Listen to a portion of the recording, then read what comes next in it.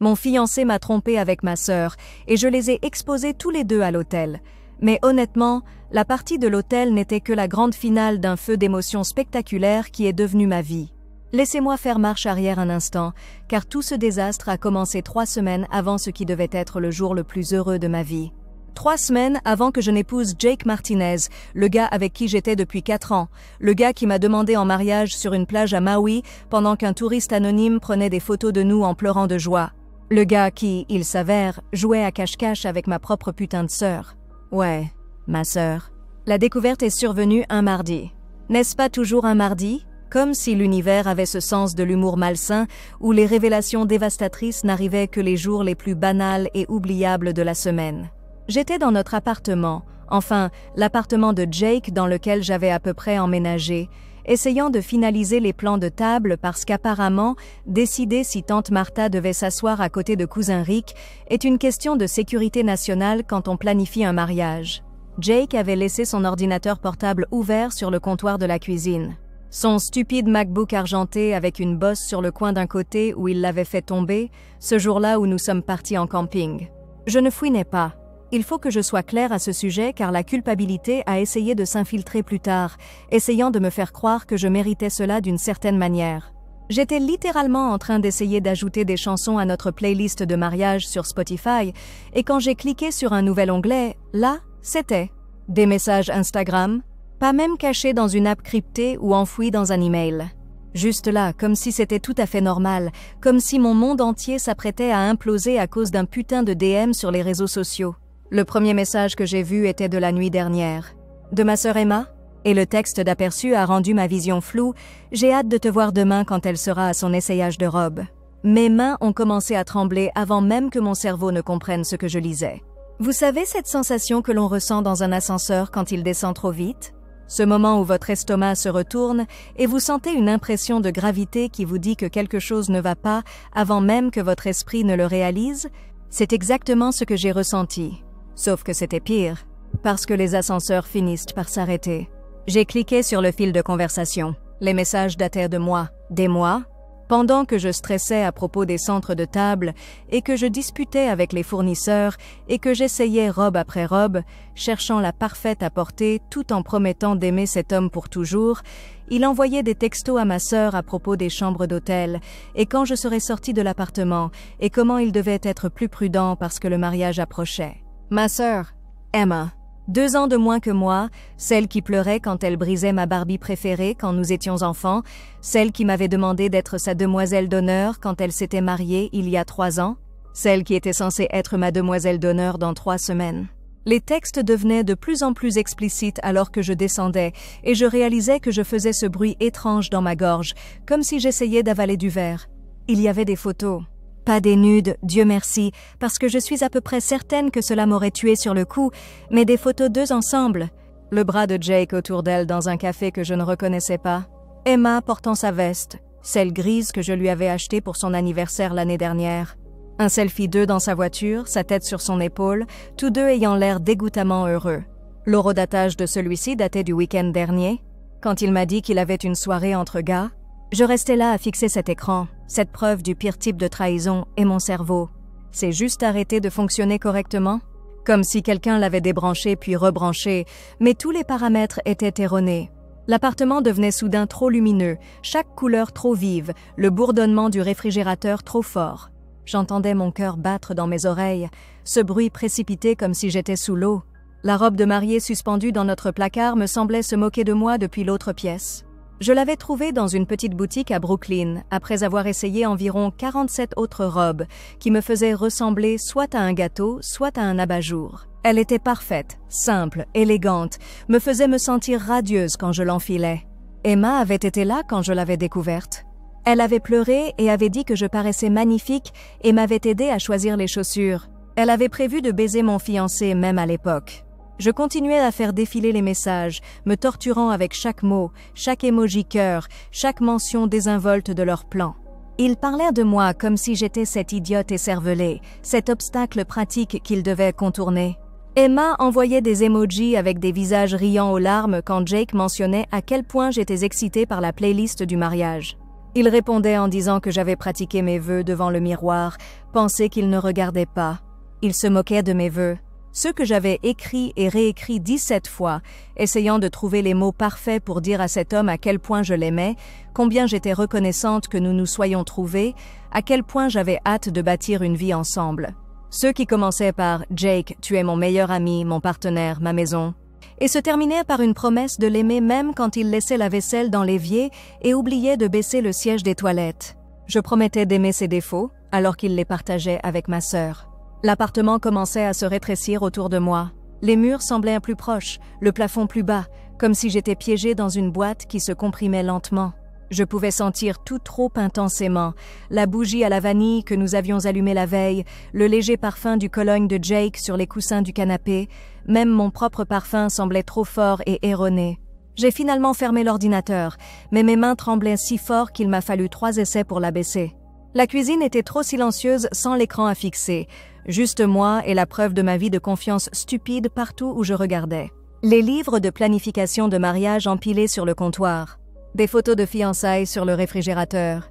Un magnèt de Save the Date dont j'étais fière, avec nos visages souriants comme des idiots au-dessus des mots Jake et Sophie, 14 septembre 2024. 3 semaines avant, 147 personnes avaient déjà confirmé leur présence. Mes parents étaient venus de Portland la semaine précédente. Ma robe était suspendue à l'étage. Le lieu était réservé, les fleurs commandées, le photographe payé. Ma vie était cet événement parfaitement orchestré qui était censé célébrer l'amour et l'engagement et tous ces putains de contes de fées auxquels j'avais cru. Et tout cela était construit sur des mensonges. Je ne sais pas combien de temps j'ai passé là dans cette cuisine, mais quand je me suis enfin mouvée, il semblait que mes jambes étaient en béton. Tout était trop lourd. Mon corps, mes pensées, même respirer était un travail. Je suis allée dans la salle de bain et me suis regardée dans le miroir, essayant de reconnaître la personne qui me regardait. Elle avait l'air normale. Même chevelure brune ayant besoin d'une retouche, mêmes yeux noisettes, même sourire légèrement tordu dont j'avais eu honte depuis le lycée. Mais elle avait aussi l'air d'une étrangère, comme quelqu'un jouant le rôle de Sophie, la fille qui allait se marier dans 3 semaines à un homme qu'il aimait. Sauf que cette fille n'existait plus. Cette fille était morte dans la cuisine il y a environ 10 minutes, assassinée par des DM Instagram et des emojis cœur envoyés par sa propre sœur. J'ai éclaboussé de l'eau froide sur mon visage, mais cela n'a pas aidé. Rien n'allait aider. J'étais piégée dans cette horrible nouvelle réalité où tout ce que je croyais savoir était un mensonge, où mon avenir s'était évaporé, où ma sœur et mon fiancé étaient quelque part en train de rire de la facilité avec laquelle ils m'avaient dupée. L'essayage de robe dont Emma avait parlé dans son message, c'était aujourd'hui. Dans 2 heures, je devais aller faire mes dernières retouches, m'assurer que tout était parfait pour le grand jour. Emma était censée me rejoindre plus tard pour finaliser sa robe de demoiselle d'honneur et m'aider à choisir mes chaussures. Ma sœur était censée m'aider à me préparer pour épouser l'homme qu'elle baisait. Je me suis assise sur le sol de la salle de bain parce que rester debout était trop fatigant, et pour la première fois depuis que j'avais ouvert cet ordinateur portable, j'ai pleuré. Pas des larmes belles, les moches, celles qui font qu'on a le visage tout rouge et enflé, celles qui font mal à la poitrine et provoquent des hoquets entre les sanglots. J'ai pleuré pour l'homme que je pensais épouser, pour la sœur que je pensais avoir, pour l'avenir que je planifiais et qui n'a jamais été réel. Mais quelque part, en dessous de toute cette tristesse, cette trahison et ce choc, quelque chose d'autre s'installait. Quelque chose de froid, pointu et calculateur. Parce que alors que je m'assoyais là, sur le sol de la salle de bain, entourée de la preuve de ma confiance naïve, une pensée traversait la douleur. Il pensait être si malin. Ils pensaient qu'ils pouvaient me berner pour toujours, qu'ils pouvaient continuer à jouer leur petit jeu jusqu'à ce que je dise « je le veux ». À un homme qui baisait ma sœur dans mon dos. Eh bien, nous verrions cela. L'hôtel était encore à 3 semaines, ce qui signifiait que j'avais 3 semaines pour décider exactement comment je voulais que cela se termine. 3 semaines pour planifier quelque chose qui ferait paraître leur trahison comme un amateur en comparaison. 3 semaines pour m'assurer que lorsque je les exposerais tous les deux, ce serait si spectaculairement, dévastatement parfait qu'ils ne s'en remettraient jamais. Et j'allais profiter de chaque seconde de la planification de leur destruction. J'ai passé l'heure suivante assise sur ce sol de salle de bain et laissez-moi vous dire, le carrelage en céramique n'est pas doux pour votre derrière quand vous êtes en pleine crise existentielle. Mais quelque chose d'étrange s'est produit durant cette heure de pleurs moches et de regards dans les lignes de joints entre les carreaux. Mon cerveau a recommencé à fonctionner. Pas ces pensées chaotiques et paniquées d'avant, mais cette réflexion froide et méthodique qui semblait presque étrangère. J'allais les détruire tous les deux. Pas seulement les exposer, n'importe quel idiot pouvait faire une capture d'écran de quelques textos et les balancer sur les réseaux sociaux. Non, j'allais orchestrer quelque chose de parfaitement dévastateur qui deviendrait légendaire. Une histoire de vengeance dont les gens parleraient lors de soirées pendant des années. Celle qui ferait réfléchir d'autres trompeurs avant de tirer ce genre de coup sur quelqu'un d'autre. Et ça allait se passer exactement là où ça ferait le plus mal, à notre mariage. Voici le problème avec Jake et Emma qui rendait toute cette situation encore plus merdique que votre affaire classique. Ils prospéraient tous les deux en étant les enfants dorés. Jake était le gars que tout le monde aimait. Charmant, réussi, le genre d'homme qui faisait donner aux autres femmes ce petit sourire légèrement jaloux quand elles le croisaient. « Tu es tellement chanceuse », disait-elle. « Il est parfait. » Emma était la chérie de la famille, le bébé qui ne pouvait rien faire de mal, celle que mes parents appelaient toujours leur petit ange. Même si elle avait 26 ans et apparemment les mœurs d'un chat des rues, leur pire cauchemar ne serait pas une humiliation privée? Ce serait une disgrâce publique devant tout le monde qu'ils voulaient impressionner. Je me suis relevée du sol de la salle de bain et je suis retournée à la cuisine, où l'ordinateur portable de Jake était toujours là, comme une preuve sur une scène de crime. Cette fois, je l'ai ouvert avec un but. J'allais avoir besoin d'armes, et ces deux idiots avaient eu la gentillesse de documenter leur trahison en haute définition. J'ai commencé à faire des captures d'écran de tout. Chaque message, chaque photo, chaque emoji de cœur et visage bisou et mention casual de leur rencontre. Mon espace de stockage sur le téléphone allait me détester, mais c'était la guerre maintenant. Je les ai organisés par date, créant une chronologie qui racontait toute l'histoire dégoûtante. Le premier message flirteur d'Emma il y a 3 mois. La réponse de Jake.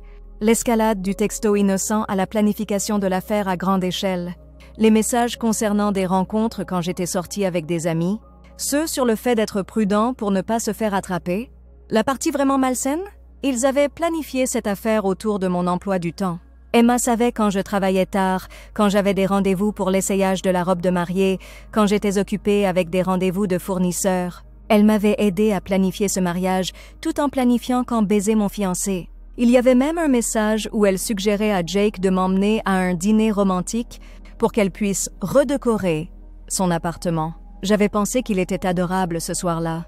Il s'est avéré qu'il voulait juste que je sois dehors pour que ma sœur puisse venir redécorer ses draps. Je construisais un dossier numérique de leur trahison, mais des captures d'écran ne seraient pas suffisantes. J'avais besoin de quelque chose de plus gros, quelque chose qui frapperait là où ça faisait mal. C'est alors que je me suis souvenue de quelque chose qui m'a fait sourire pour la première fois depuis le début de ce cauchemar. Notre photographe de mariage. Marcus Chen était cet incroyable photographe qui se spécialisait dans les moments candides, le genre de gars capable de capturer l'émotion brute comme si c'était son super pouvoir. Nous l'avions engagé spécifiquement parce qu'il était réputé pour obtenir des réactions authentiques, pour documenter la vraie histoire d'une journée de mariage. Il nous avait montré des exemples de son travail, des mariés riant jusqu'à pleurer, des mariés voyant leur femme pour la première fois, des membres de la famille devenant émus pendant les cérémonies.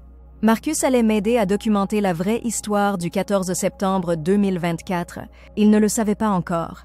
J'ai commencé à faire des listes, des vrais, physiques, sur papier, parce que je ne faisais plus confiance à rien de numérique à ce stade.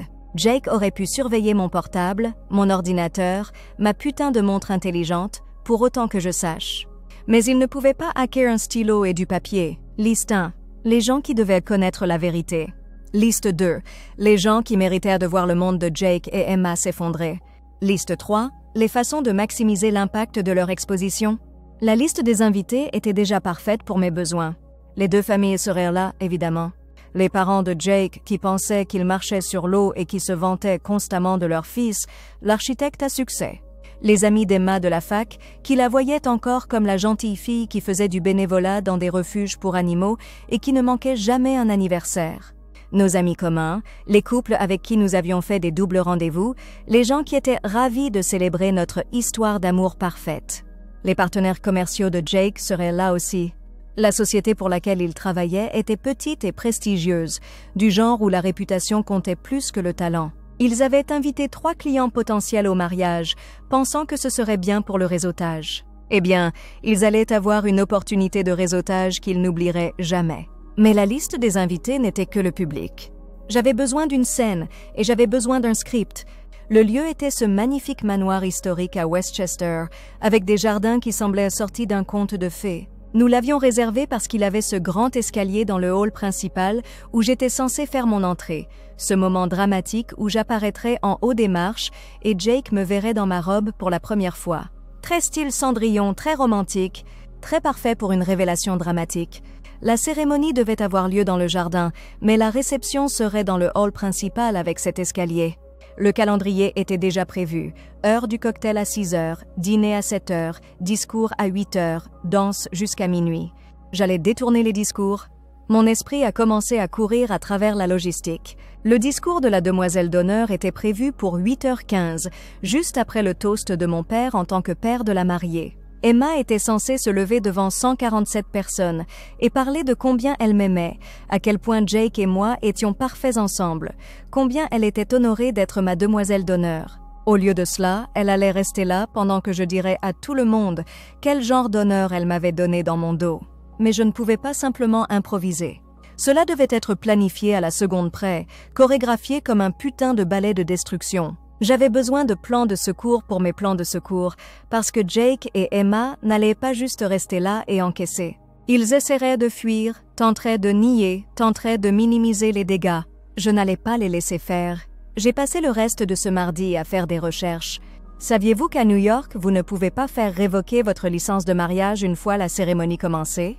Même si vous découvrez que votre mari est un putain de tricheur littéralement à l'hôtel, vous devez toujours terminer le processus légal avant de pouvoir demander le divorce.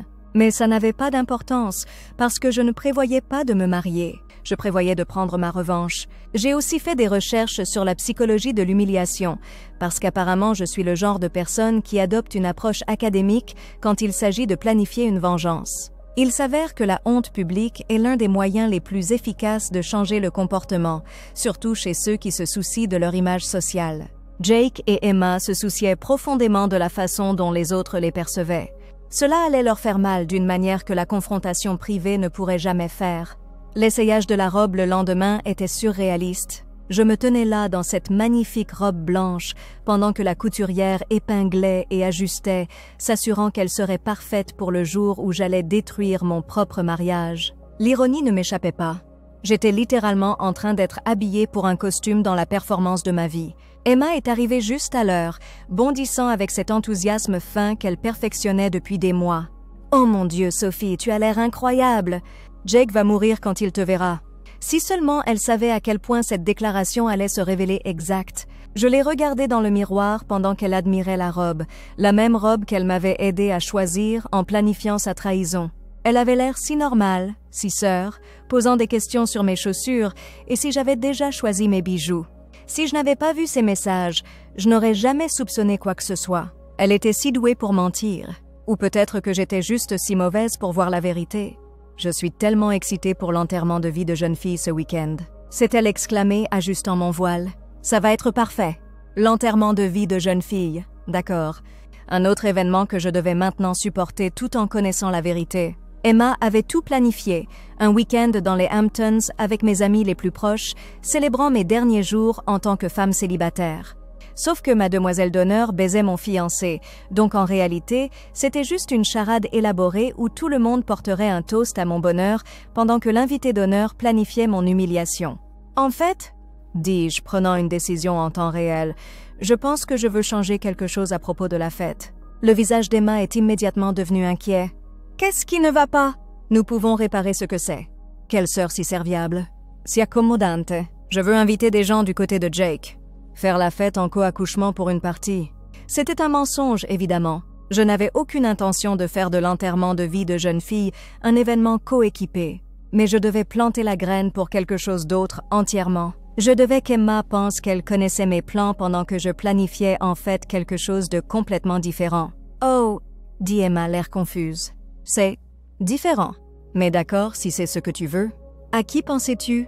Juste quelques amis de collège à lui? Et peut-être que Marcus pourrait venir prendre quelques photos candides pour l'album de mariage? Tu sais, documenter tout le week-end. Le sourire d'Emma a légèrement faibli, si brièvement que j'aurais pu l'imaginer si je ne regardais pas exactement cette réaction. Elle n'aimait pas l'idée de plus de témoins pour le week-end, plus de gens observant sa performance. Bien, qu'elle soit mal à l'aise, qu'elle se demande ce que je planifiais. Parce que pendant qu'Emma s'inquiétait d'un enterrement de vie de jeune fille co-accouchement qui n'allait pas avoir lieu, j'étais en fait en train de préparer quelque chose de bien plus élégant. J'allais profiter de ce week-end pour tester mes théories sur l'humiliation publique versus la confrontation privée. J'allais voir comment il réagirait sous pression. Et j'allais pratiquer ma performance. La couturière a terminé l'essayage et j'ai programmé la collecte finale pour la semaine du mariage. Emma et moi sommes sortis ensemble, elle bavardant à propos des centres de table et des cartes de place, pendant que je répétais mentalement ma destruction de sa vie. « Tu veux prendre un café ?» demanda-t-elle alors que nous atteignions la rue. On pourrait finaliser les détails de l'enterrement de vie de jeune fille. « En fait, j'ai quelques courses à faire, » dis-je. Des choses liées au mariage. Ce n'était pas complètement un mensonge. J'avais effectivement des choses à faire pour le mariage. Je n'avais juste pas le genre de choses de mariage qu'elle pensait. J'ai passé le reste de cette semaine dans ce que j'ai commencé à considérer comme un mode reconnaissance. J'observais Jake et Emma plus attentivement, notant leurs habitudes, leurs petits gestes, la façon dont ils interagissaient quand ils pensaient que je ne faisais pas attention. Ils étaient bons, je devais l'admettre. Pas de regards insistants, pas de contacts inappropriés, pas de signes évidents qu'ils se dorèrent la pilule dans mon dos. Mais maintenant que je savais quoi chercher, je pouvais le voir. La façon dont les yeux de Jake suivaient Emma quand elle quittait une pièce. La façon dont Emma touchait son bras quand elle riait à ses blagues, juste une fraction de seconde plus longtemps que ce qui était approprié. La façon dont il devenait légèrement tendu quand je proposais des activités qui impliqueraient nous trois. Il faisait cette danse depuis des mois pendant que je planifiais un mariage à l'aveugle. Il pensait être si malin, si prudent, si foutrement intelligent. Il n'avait aucune idée qu'il dansait avec quelqu'un qui chorégraphiait maintenant chaque pas. J'ai commencé à tenir un journal, documentant leur comportement, leurs mensonges, leurs petits moments de suffisance quand ils pensaient s'en tirer. C'était comme construire un dossier, rassemblant des preuves pour un procès où je serais juge, jury et bourreau. Le week-end de l'enterrement de vie de jeune fille est passé sans incident, principalement parce que je l'ai passé à regarder Emma jouer le rôle de la sœur loyale, tout en planifiant mentalement sa chute. Elle était si douée pour ça, les questions préoccupées sur mon bonheur, l'excitation pour le mariage, l'équilibre parfait entre soutien fraternel et devoir de demoiselle d'honneur. Elle aurait dû être actrice. Elle donnait certainement la performance de sa vie, mais moi aussi. À l'époque où nous sommes revenus des Hamptons, j'avais perfectionné ma propre performance. La mariée heureuse, excitée par son mariage, reconnaissante envers sa sœur aimante et son fiancé dévoué, je pouvais m'immerger dans ce personnage aussi facilement que de mettre un masque, sourire, rire et m'extasier sur les détails du mariage, tout en planifiant intérieurement leur destruction. La dernière semaine avant le mariage, c'était le moment où je mettais toutes les pièces en place. J'avais une dernière réunion avec Marcus, notre photographe, sous le prétexte de passer en revue la liste de prises pour la réception. Ce que j'ai réellement fait, c'était de planter quelques idées spécifiques sur la capture de moments candides lors des discours, m'assurant qu'ils seraient positionnés pour documenter ce qui était sur le point d'arriver. J'ai confirmé les détails avec le coordinateur de la salle, en particulier le système de son et la configuration du microphone pour les discours de réception. Je voulais être certaine que ma voix atteigne chaque coin de cette pièce, que chaque invité entende chaque mot. J'ai rédigé mon discours, pas celui que la demoiselle d'honneur, Emma, s'attendait à donner, mais ma propre présentation spéciale. Je l'ai pratiqué devant le miroir de la salle de bain jusqu'à pouvoir le livrer sans que ma voix tremble, jusqu'à pouvoir sourire en décrivant leur trahison, jusqu'à pouvoir donner l'impression que je partageais une anecdote délicieuse au lieu de mettre fin à 2 vies. Et j'ai préparé mes preuves. Les captures d'écran étaient organisées chronologiquement et enregistrées à plusieurs endroits. J'avais des téléphones de secours, un stockage cloud de secours, tout en double. Si Jake et Emma pensaient qu'ils pouvaient détruire les preuves ou prétendre que c'était faux, ils allaient apprendre à quel point une femme éconduite peut être minutieuse. 3 jours avant le mariage, j'ai fait quelque chose qui semblait à la fois dangereux et nécessaire. J'ai appelé mes parents.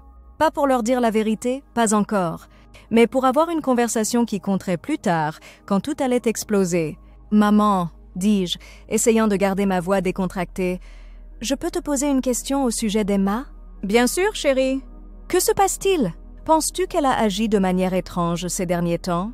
Différente d'une certaine manière? Il y eut une pause. Étrange comment? Je ne sais pas. Juste... Pas elle-même.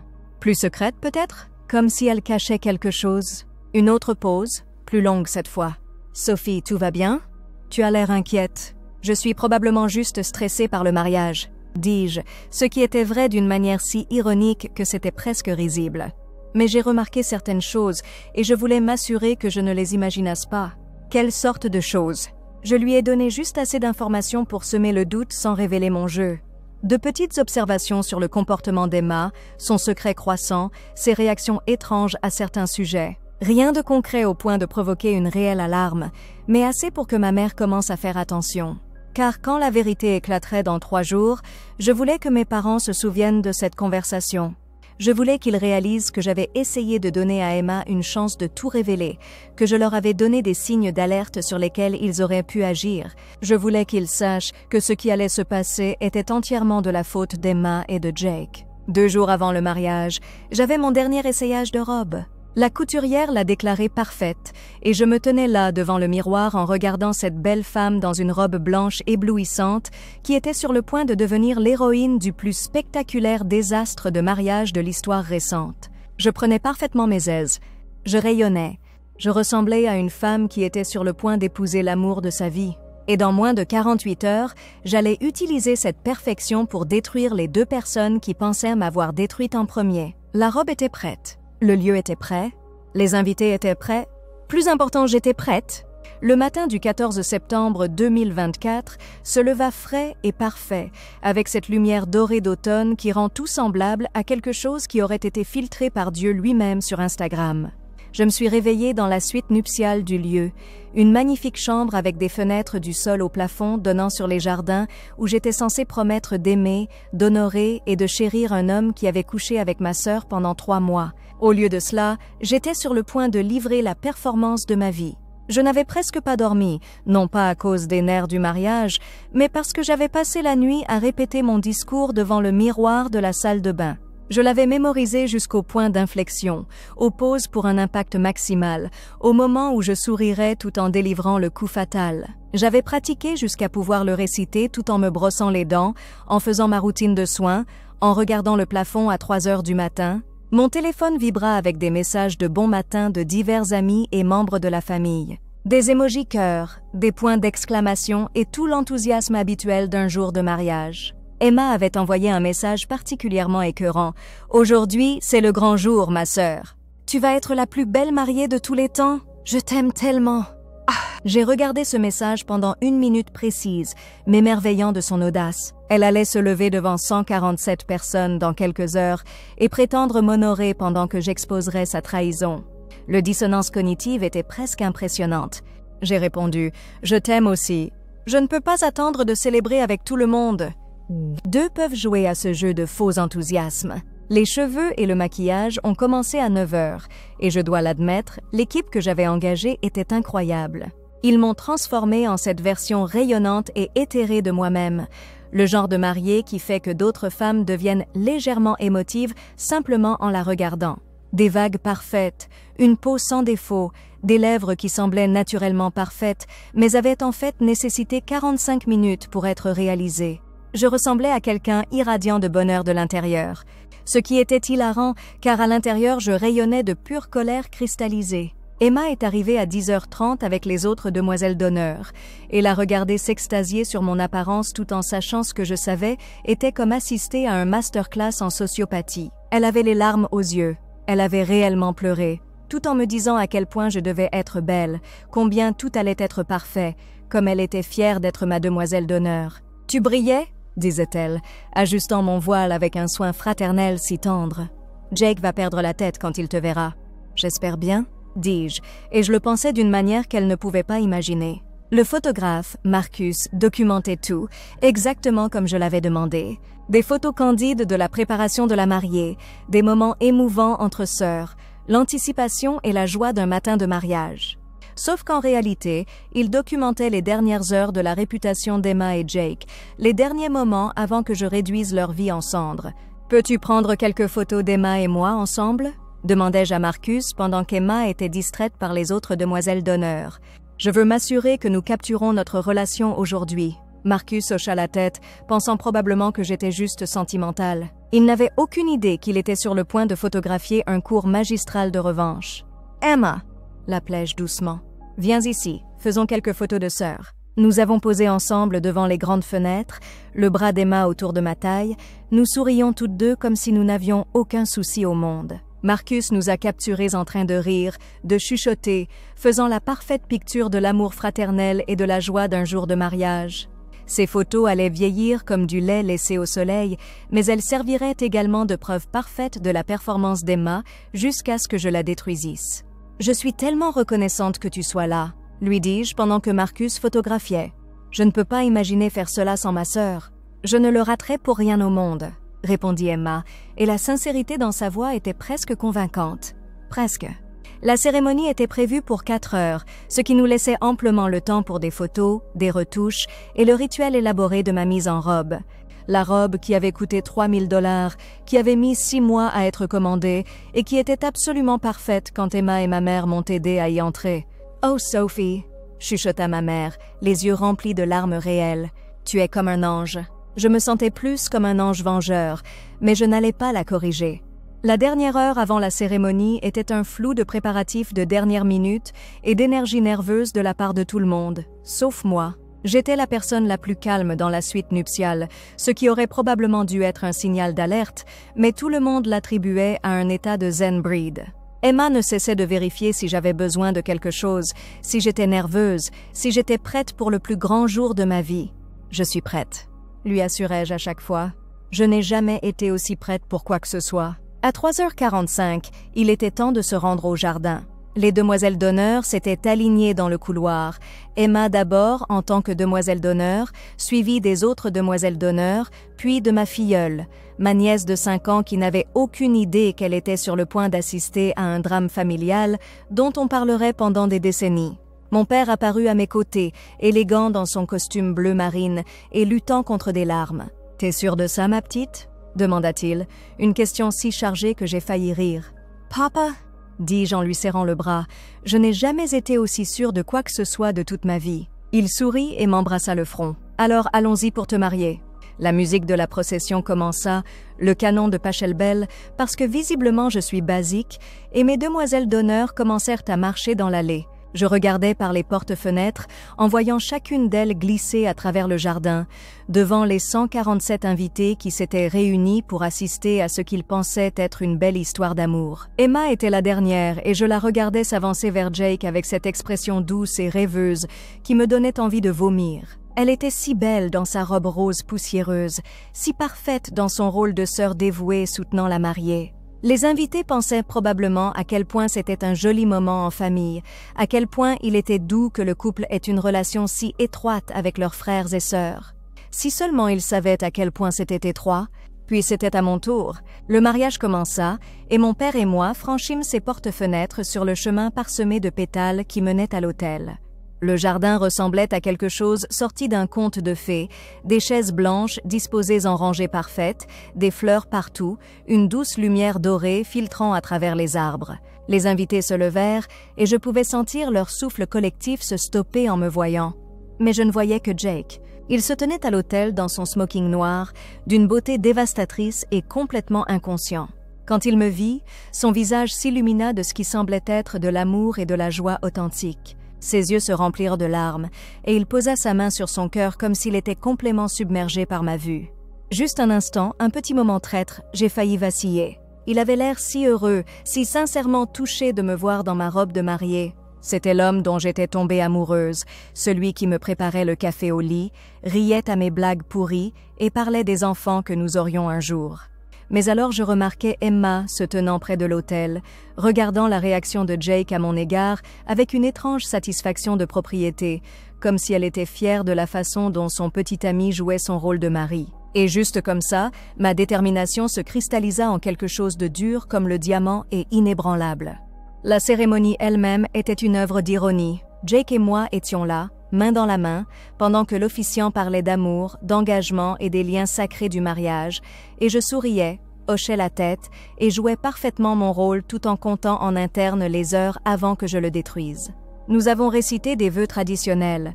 J'avais décidé de ne pas écrire les miens car je gardais mes mots pour un autre discours plus tard. Quand Jake promettait de m'aimer et de m'honorer, d'être fidèle et vrai, je devais mordre l'intérieur de ma joue pour ne pas rire.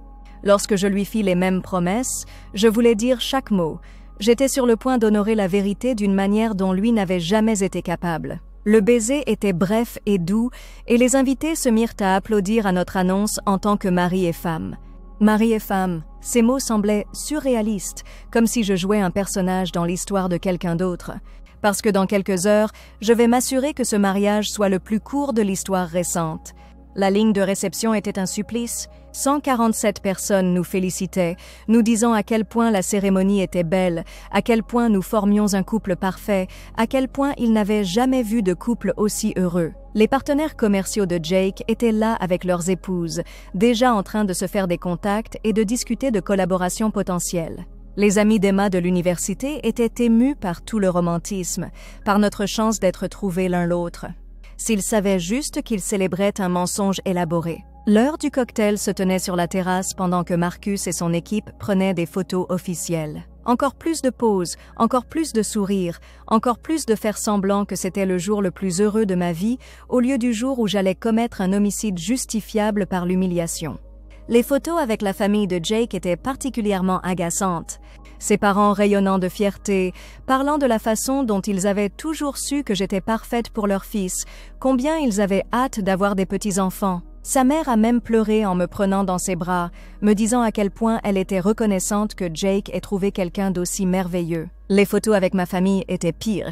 Emma se tenant juste à côté de moi, son bras autour de ma taille, toutes deux souriant comme si nous n'avions aucun secret entre nous.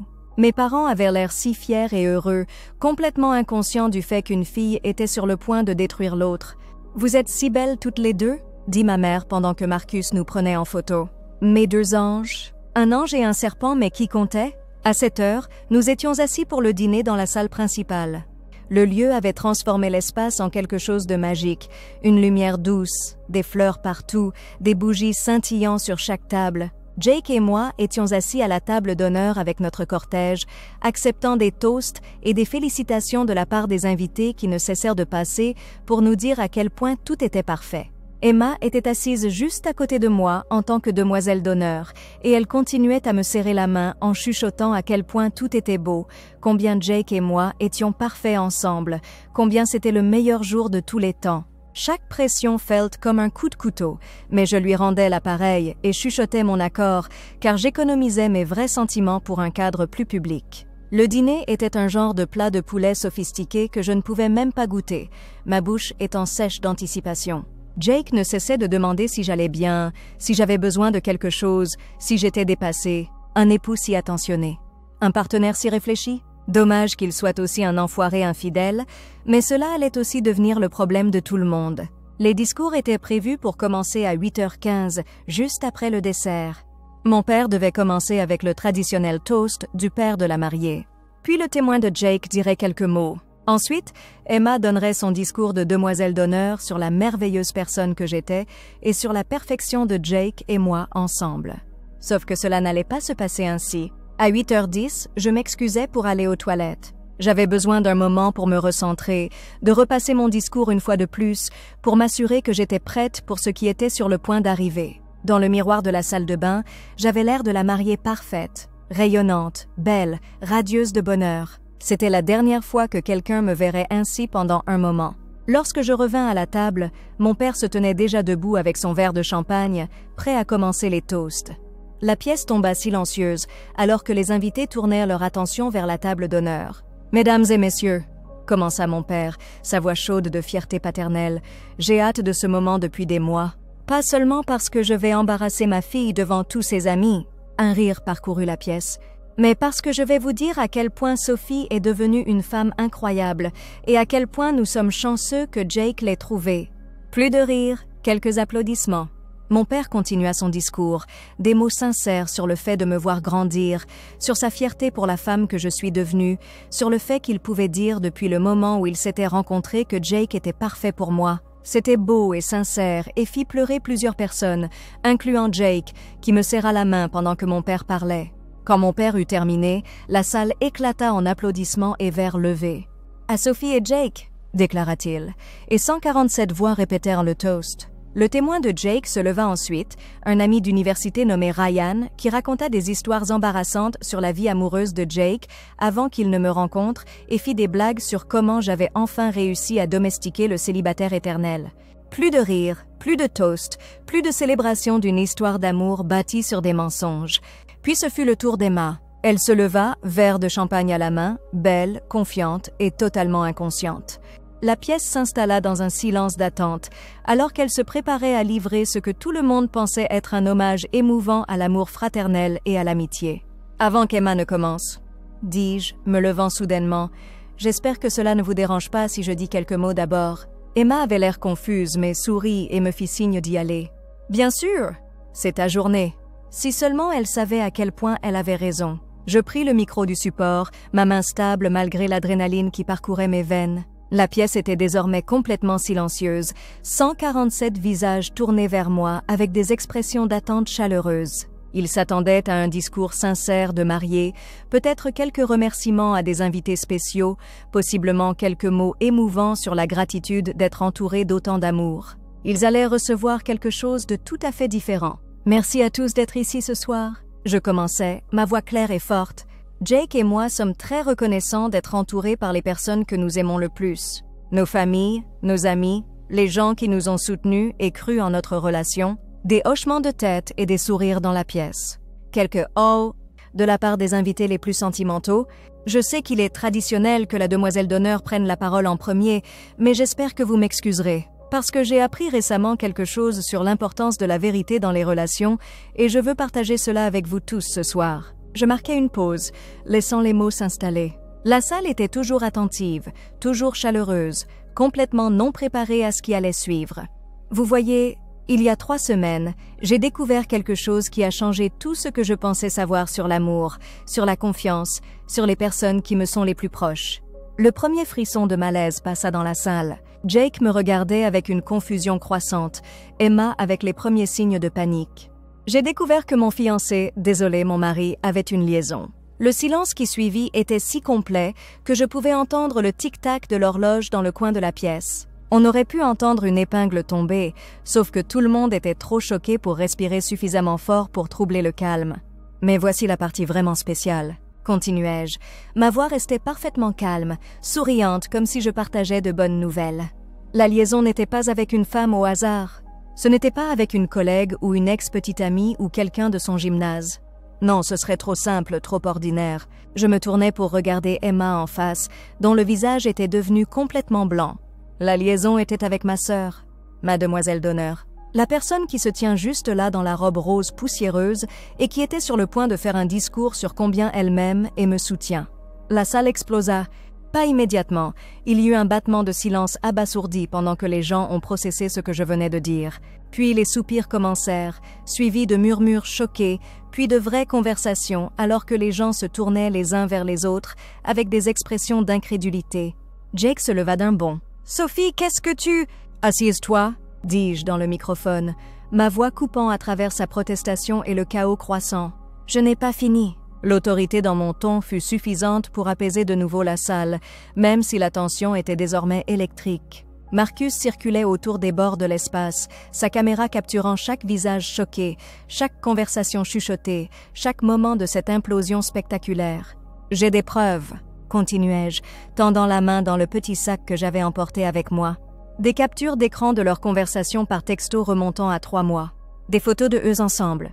Un calendrier détaillé de leur trahison qui coïncide parfaitement avec notre préparation de mariage. Je sortis mon téléphone et le tenais en l'air. Devrais-je partager certains des moments clés? Emma disant à Jake à quel point j'étais excitée par la playlist de mariage pendant qu'ils planifiaient leur prochaine rencontre, Jake suggérant de m'emmener pour un dîner romantique afin qu'Emma puisse venir chez lui et, je cite, « redécorer son appartement ». Emma restait figée à mes côtés, son verre de champagne tremblant dans sa main. « Sophie, s'il te plaît. »« S'il te plaît quoi ?» Je me tournai vers elle, toujours souriante. « S'il te plaît, garde ton secret. S'il te plaît, fais semblant que je ne sais pas que tu as couché avec mon mari pendant 3 mois. S'il te plaît, continue à jouer la sœur aimante pendant que tu détruis ma vie dans mon dos. La salle était maintenant en plein chaos. Les gens se levaient, parlaient les uns sur les autres, certains invités se levaient pour partir tandis que d'autres se rapprochaient pour avoir une meilleure vue du drame. Les parents de Jake avaient l'air d'avoir été frappés par la foudre. Mes parents s'accrochaient l'un à l'autre, le visage de ma mère un masque d'horreur et d'incrédulité. Jake réessayait. « Sophie, si nous pouvons juste… »« Juste quoi ?» rétorquai-je. « Parler de cela en privé ? Régler ça ? Faire semblant que cela n'est jamais arrivé ?» Je désignai la salle pleine de témoins. « Tu as eu 3 mois pour me parler en privé, Jake. Tu as eu 3 mois pour être honnête. Au lieu de cela, tu as choisi de coucher avec ma sœur et de planifier ta tromperie autour de mes essayages de robe de mariée. » Je me tournai de nouveau vers le microphone, m'adressant à la salle. « Je veux que vous sachiez tous que je ne partage pas cela pour blesser des gens innocents ou ruiner la soirée de quiconque. Mais je refuse de commencer un mariage basé sur des mensonges et je refuse de protéger ceux qui m'ont trahi de la pire manière possible. » Le coordinateur du lieu flottait près du bord de la salle, clairement incertain s'il devait intervenir ou appeler la sécurité ou simplement laisser faire. Le personnel de restauration avait cessé de débarrasser les tables et regardait avec la même fascination horrifiée que les invités. « La partie vraiment tragique, » continuai-je, « c'est qu'Emma était censée faire un discours ce soir sur l'amour et le soutien entre sœurs, sur l'honneur qu'elle avait d'être à mes côtés le jour le plus important de ma vie. Au lieu de cela, elle se tenait à côté de mon mari d'une manière qui rendrait la thérapie familiale très gênante. Quelques rires choqués échappèrent de la foule. Les gens ne pouvaient pas s'en empêcher, même au milieu de cette catastrophe. Emma trouva enfin sa voix. « Sophie, je peux expliquer. »« Expliquer quoi ?» Je me tournai vers elle avec une curiosité sincère. « Expliquer comment tu m'as aidé à planifier ce mariage tout en projetant de me trahir. Expliquer comment tu as assisté à mes essayages de robe, à ma fête de dernière soirée de jeune fille, à mes moments d'anxiété concernant le mariage, tout en couchant avec l'homme que j'étais sur le point d'épouser.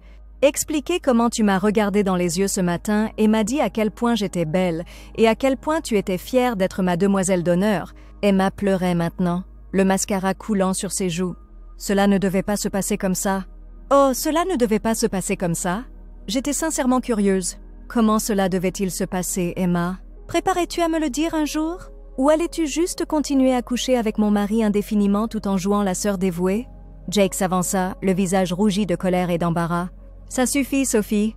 Tu as fait ton point. » Je ris réellement dans le microphone. « J'ai fait mon point? Jake, je n'ai même pas encore commencé. Devrais-je parler à tous de la façon dont tu as envoyé un texto à Emma que tu ne pouvais pas attendre de déballer ton vrai cadeau de mariage après la cérémonie? Ou comment vous avez tous les deux ri de moi en m'entraînant à pratiquer mes vœux dans le miroir? » La salle pila collectivement. Ce détail avait un impact différent. L'image de moi pratiquant des promesses sincères pendant qu'il se moquait de ma sincérité était viscéralement troublante, même pour ceux qui ne me connaissaient pas bien. « Vous savez quel est le pire ?» continuai-je, ma voix commençant enfin à se briser avec de réelles émotions. Je pensais vraiment que j'étais chanceuse. Je pensais avoir trouvé l'homme parfait et je pensais avoir la sœur parfaite. Je pensais vivre dans une sorte de conte de fées où tout s'arrangeait et l'amour triomphait de tout et le bonheur éternel était réel. La salle était maintenant complètement silencieuse, pendue à chaque mot. Mais les contes de fées n'ont pas de sœurs qui vous trahissent et de fiancés qui vous mentent et de jours de mariage qui se transforment en rituels d'humiliation publique. Les contes de fées ont des méchants qui sont punis et des héros qui obtiennent justice et des fins qui ont un sens. Je regardais autour de la salle tous les visages choqués, toutes ces personnes venues célébrer l'amour et témoignant plutôt de sa destruction. « Alors voici votre vraie fin ?» dis-je dans le microphone. « Jake, j'espère qu'elle en valait la peine. Emma, j'espère qu'il valait la peine de perdre ta famille. Et tous les autres, merci d'être venus, mais la réception est terminée. Il n'y a pas de mariage à célébrer, pas de couple à porter un toast, pas de bonheur éternel à être témoin. » Je remis le microphone sur son support et commençai à marcher vers la sortie, ma robe de mariée traînant derrière moi comme si j'étais le fantôme de mariage passé. Derrière moi, la salle éclata dans le chaos. Cris, pleurs, le bruit des chaises grattant le sol alors que les gens se levaient, la cacophonie générale de 147 personnes essayant de traiter ce qu'elles venaient de vivre. Marcus continuait de prendre des photos, capturant chaque moment de l'après-coup. Emma se tordait les mains en pleurant tandis que Jake tentait de gérer les dégâts avec ses parents. Mes parents étaient figés dans un silence abasourdi, ayant l'air d'avoir vieilli de 10 ans en 10 minutes. Mais je continuais à marcher, la tête haute, le sourire figé sur mon visage, l'image même de la mariée parfaite, sauf pour le petit détail que je venais de tout anéantir à ma propre réception de mariage et probablement traumatiser la moitié des invités. En atteignant la porte, j'entendis Jake appeler mon nom, sa voix désespérée et suppliante. Je me retournai une dernière fois pour le voir debout dans les décombres de ce qui aurait dû être notre célébration, son jour de mariage parfait aussi détruit que le mien. « Sophie, s'il te plaît » appela-t-il à travers le chaos. « On peut arranger ça ?» Je souris, le même sourire radieux que j'avais porté toute la journée, celui qui avait trompé tout le monde en pensant que j'étais la mariée la plus heureuse du monde. « Jake » répondis-je, ma voix portant aisément à travers la salle silencieuse. « On ne peut pas arranger ça. Mais félicitations, tu es libre d'être avec Emma maintenant. Plus de cachotterie, plus de mensonges, plus de faux-semblants. Tu peux enfin avoir ce que tu voulais vraiment. » Et sur ce, je sortis de ma propre réception de mariage, laissant derrière moi les ruines de 3 vies et la plus spectaculaire des catastrophes nuptiales que quiconque dans cette salle ait jamais été témoin. La fin parfaite pour la trahison parfaite.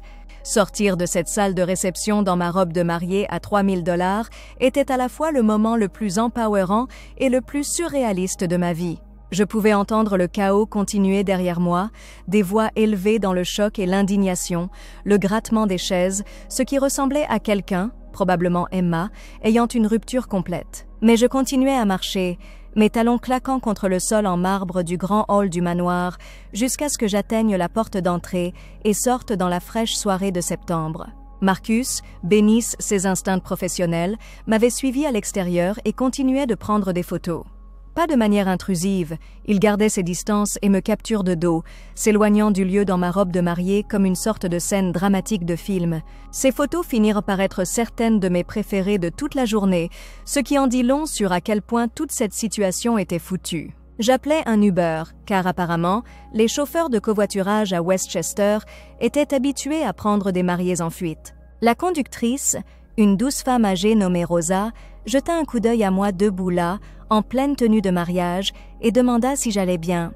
Quand je lui ai dit que je venais d'exposer mon mari infidèle et ma sœur lors de ma propre réception, elle a éteint le compteur et a dit que la course était offerte parce que les traîtres méritent tout ce qu'ils obtiennent, ma chérie. J'ai passé cette nuit-là dans une chambre d'hôtel près de JFK, toujours en robe de mariée parce que je ne pouvais pas me résoudre à l'enlever. J'avais l'impression de retirer une armure avant que la bataille ne soit vraiment terminée. J'ai commandé le service d'étage, champagne et gâteau au chocolat, parce que si vous allez faire une crise mentale dans une chambre d'hôtel, autant le faire avec style, et j'ai passé la soirée à regarder mon téléphone exploser de messages. Les conséquences immédiates étaient tout ce que j'avais espéré et même plus. Au matin, l'histoire s'était répandue à travers tout notre cercle social comme une traînée de poudre. Quelqu'un, probablement plusieurs personnes, avait enregistré des parties de mon discours sur leur téléphone, et bien que je n'ai jamais voulu devenir virale, il fallait admettre qu'il y avait une certaine satisfaction à voir la vidéo accumuler des vues et des commentaires.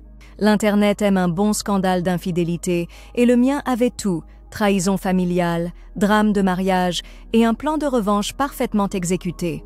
Jake a essayé de m'appeler 17 fois cette première nuit. J'ai laissé chaque appel aller directement à la messagerie vocale, puis je les ai écoutés comme une masochiste. La progression était fascinante. Colère. Comment as-tu pu me humilier comme ça? Déni, c'est tout un malentendu. Marchandage. Nous pouvons surmonter cela. Et enfin quelque chose qui pouvait être une véritable remorse. Je suis tellement désolée, Sophie. Je n'ai jamais voulu que cela arrive. Emma a laissé 12 messages vocaux, chacun plus désespéré que le dernier, me suppliant de la rappeler pour qu'elle puisse expliquer. Il n'y avait rien à expliquer. Ils avaient pris leurs décisions, et j'avais pris les miennes. Les retombées sociales ont été rapides et impitoyables. La société d'architecture de Jake, qui se vantait de ses valeurs familiales et de son intégrité professionnelle, lui a discrètement demandé de prendre un congé après que la vidéo soit parvenue à ses collègues. Ses clients potentiels qui assistaient au mariage? Ils ont retiré leur projet. Il s'avère que les gens ne veulent pas engager des architectes qui trompent leurs femmes avec leur belle-sœur, même si les compétences techniques sont là. La vie d'Emma s'est également effondrée de manière spectaculaire. Ses amis d'université, qui étaient tous au mariage, ont collectivement décidé qu'elle était persona non grata. Les commentaires sur son Instagram sont devenus une zone de guerre où les gens l'ont accusée d'avoir trahi sa sœur. Elle a fini par supprimer tous ses comptes de réseaux sociaux dans la semaine qui a suivi, mais l'Internet est éternel et les captures d'écran perdurent. Mes parents étaient dévastés, mais de manière différente. Ma mère était le cœur brisé pour Emma, passant par le déni, la colère et le chagrin comme si elle pleurait une mort. Ce qui, en quelque sorte, était le cas. La fille qu'elle croyait connaître n'avait jamais vraiment existé. Mon père était en colère de cette manière calme et contrôlée, qui est de quelque manière plus intimidante que les cris. Il a coupé les ponts avec Emma financièrement et émotionnellement, lui disant qu'elle n'était plus la bienvenue chez eux jusqu'à ce qu'elle comprenne comment être un être humain décent. Les dynamiques familiales étaient irrévocablement changées. Les rassemblements familiaux sont devenus des exercices de logistique, alors que mes parents essayaient de naviguer pour avoir 2 filles qui ne pouvaient pas être dans la même pièce. Les membres de la famille élargie prenaient parti, et tout à coup chaque événement familial était chargé de tensions et de conversations chuchotées. Mais voici le truc sur la vengeance. C'est satisfaisant sur le moment, mais ça ne guérit pas réellement la blessure. Détruire les réputations de Jake et Emma faisait du bien, réellement bien, mais cela n'annulait pas la trahison. Cela ne m'a pas fait faire à nouveau confiance aux gens. Cela n'a pas magiquement restauré ma foi en l'amour ou la famille ou le bonheur éternel. Ce que cela a fait, c'est me donner une conclusion. Pas celle paisible, de pardon et de guérison dont parlent les thérapeutes, mais celle tranchante et définitive qui vient de voir le karma agir en temps réel. Ils pensaient être si malins, si prudents, si foutrement intelligents. Ils pensaient pouvoir me manipuler indéfiniment, tout en menant leur vie secrète derrière mon dos. Au lieu de cela, ils m'avaient remis tout ce dont j'avais besoin pour les détruire tous les deux de la manière la plus publique possible. 6 mois plus tard, j'ai entendu par les rumeurs que Jake et Emma avaient essayé de construire une vraie relation, pensant probablement que s'ils pouvaient prouver que leur amour était réel, cela justifierait d'une manière ou d'une autre ce qu'ils avaient fait. Alerte spoiler, ça n'a pas marché. Il s'avère que les relations construites sur la trahison et les mensonges n'ont pas de bonne fondation, même lorsque le mensonge cesse. Ils se sont séparés après 3 mois à essayer de sortir en public pendant que tous ceux qu'ils connaissaient les traitaient comme des parias sociaux. Jake a déménagé à Portland et a recommencé à zéro dans une petite entreprise. Emma est allée en thérapie et m'a finalement envoyé une longue lettre essayant d'expliquer ses actions et demandant pardon. Je l'ai lue une fois puis je l'ai jetée. Certains ponts, une fois brûlés, restent brûlés.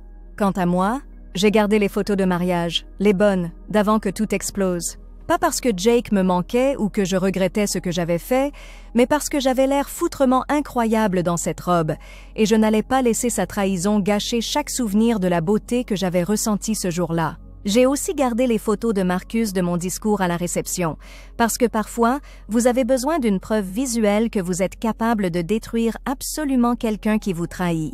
J'ai finalement recommencé à sortir avec quelqu'un, même si cela a pris un certain temps pour faire suffisamment confiance à quelqu'un pour le laisser s'approcher. L'histoire de ma revanche le jour de mon mariage était devenue quelque peu légendaire dans notre cercle social, ce qui était à la fois une bénédiction et une malédiction. Ça a effrayé les traîtres et les menteurs, mais cela a aussi rendu certains bons gars nerveux à l'idée de sortir avec la femme qui avait publiquement éviscéré son dernier partenaire. Mais honnêtement, je préfère être seule que d'être avec quelqu'un qui voit mon refus de tolérer la trahison comme un drapeau rouge au lieu d'un vert. La bonne personne comprendrait que ma réponse nucléaire à la tromperie de Jake et Emma n'était pas une question de revanche. C'était une question d'avoir des standards et le courage de les faire respecter. 1 an plus tard, j'ai réalisé que la vengeance avait servi son but. Ce n'était pas seulement pour punir Jake et Emma, c'était pour reprendre mon pouvoir, refuser d'être la victime de leur histoire et me prouver à moi-même que je n'accepterais pas silencieusement un traitement inacceptable. Ils pensaient pouvoir me trahir et s'en sortir, pensaient que j'étais trop naïve ou trop gentille ou trop faible pour riposter.